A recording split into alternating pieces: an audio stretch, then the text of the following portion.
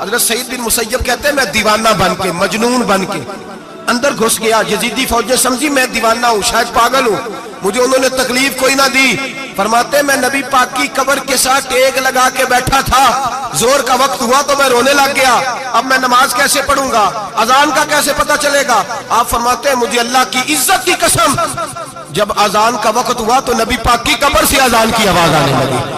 فرماتے ہیں جب جماعت کا وقت ہوا تو حضور کی قبر سے اقامت کی آواز آئی، پھر جماعت کی آواز آئی، اور میں نے اپنے نبی کے پیچھے زور کی نماز ادا کی.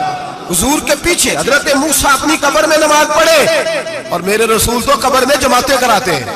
حضور جماعتیں کراتے. ہم تو مانتے ہیں رسول اللہ کے غلاموں کو، ہم تو مانتے ہیں صحابہ کو. ہمیں حضرت سعید بن مسیب بتا گئے ہیں کہ جو کہے تجھ کو مردہ وہ مردہ ہے واللہ، تو زندہ ہے واللہ، تو زندہ ہے واللہ، تو زندہ ہے واللہ. میری چشم عالم سے چھپ جانے والے